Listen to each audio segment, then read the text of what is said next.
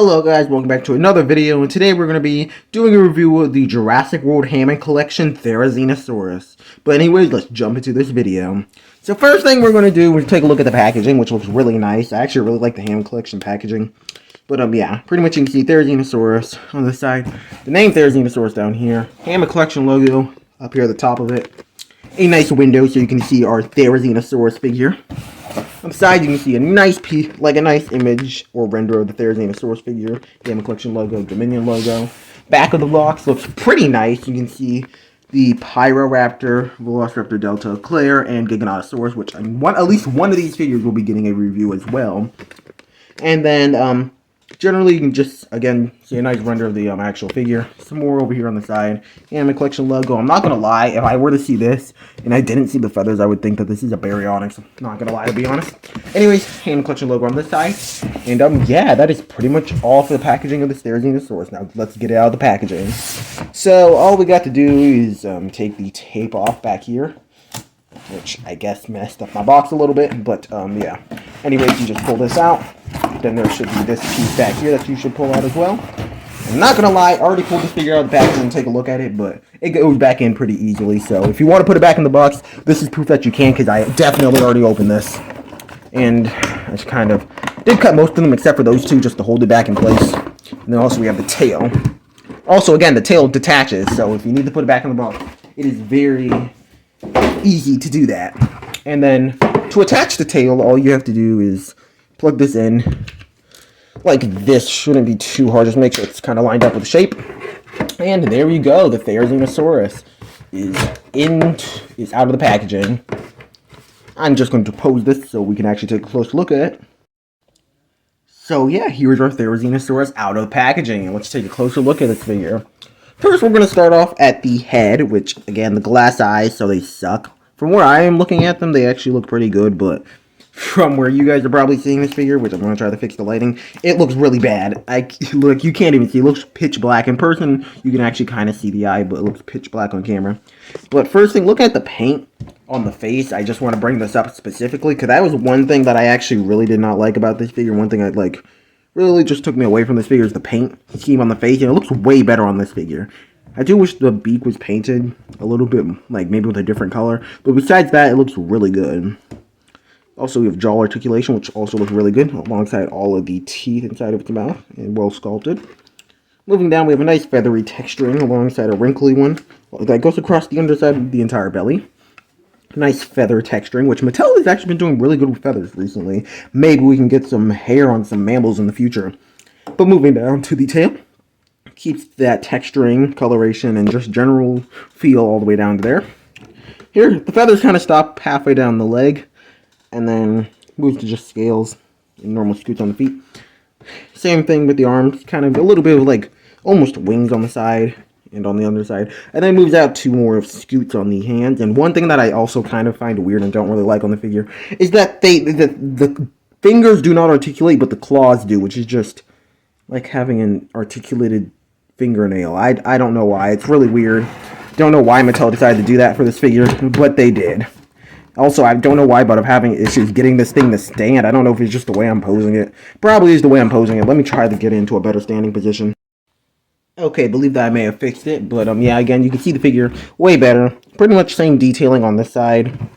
And yeah, now we're going to move on to articulation, which this guy has a lot since, of course, it's a Hammond Collection figure. I know some people have been complaining about the neck not having that much articulation, but I personally think it's fine. Though it probably could use at least another joint in the neck. And yeah, it has articulation at the base of the head. Really nice, pretty much a ball joint. Normal jaw articulation here on the jaw. Then we have a ball joint at the base of the neck as well. Arm articulation, which goes forwards, backwards, and outwards, which is really nice. Alongside elbow articulation, which moves up and down, and you can also swivel it to make it do that. Wrist articulation has pretty much the same range as the elbow. You can make it pronate downwards and have it have broken wrist, or you can have it face inwards. Also, we have the creepy claws, which again all move in the same way as well, also outwards. And you can also kind of curve them, and they can all curve upwards like this. That just feels so wrong, though, so I'm just going to put it back how it regularly is supposed to go. And, yeah, there's also leg articulation, which the legs can go outwards, inwards, and then also backwards and forwards. And they lock into place very well. They also have knee articulation, which goes down, up, and then of course can swivel. Same for the ankles as well. Also can go down and up at both parts, and then the foot can go really far backwards. Articulates very well. But yeah. Then moving out to the tail. Tail's on a ball joint, just one long tail, and then it's rubbery and bends.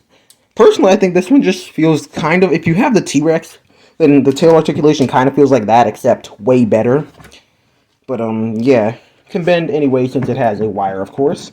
And one thing I want to talk about is the paint, which the paint on this figure looks wonderful. It has a blue color scheme with kind of slight red hues, and again, the lighting looks way better in person than on camera. I don't know why my lighting is so bad right now.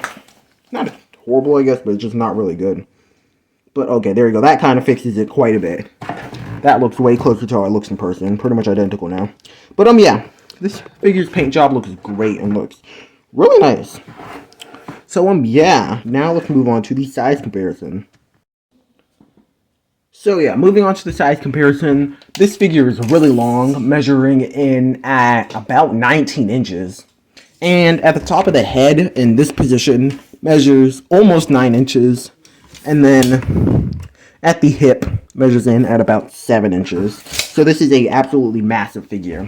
First, here's it compared to a Jurassic World Velociraptor and human figure, where it is absolutely dwarfed.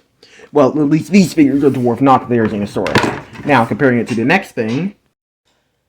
So, yeah, here's it compared to the original. I accidentally got my camera. Anyways, here's it compared to the original Therizinosaurus, which it is much bigger than. Like, the head goes up to about the same place, but the rest of it is absolutely massive compared to the original Therizinosaurus figure. Also, I guess the legs on this one are slipping, kind of.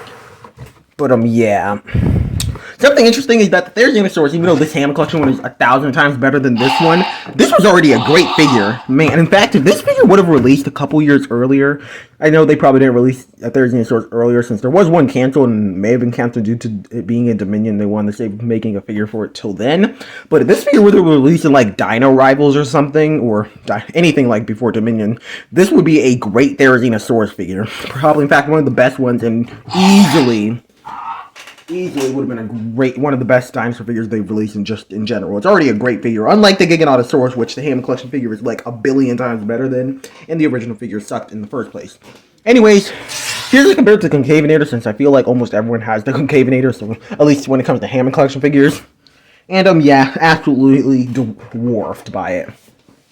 And then, last one I'm going to compare it to, the Rex, which, in this position, the Rex is definitely bigger than it, and I think the Therizinosaurus is actually undersized a bit, especially compared to the T-Rex, but still looks pretty cool, and it actually looks really close in size on camera, but the tail is like, actually, if I line up the tails, so that they're at about the same place, because on camera they look like they're lined up, they're not lined up.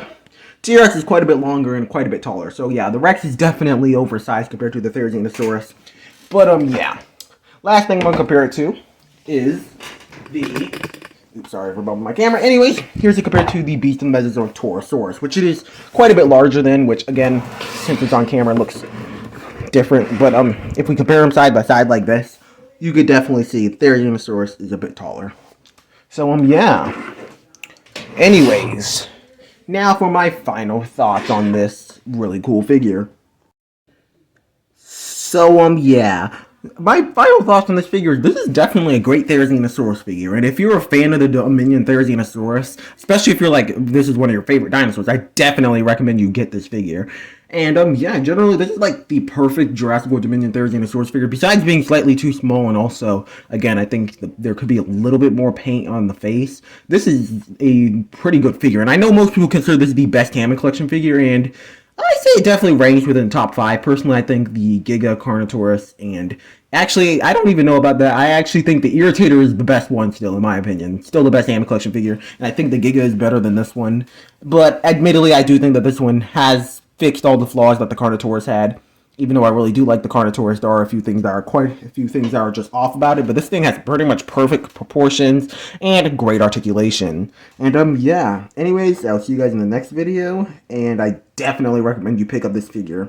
But anyways, I'll see you guys in the next one. Goodbye.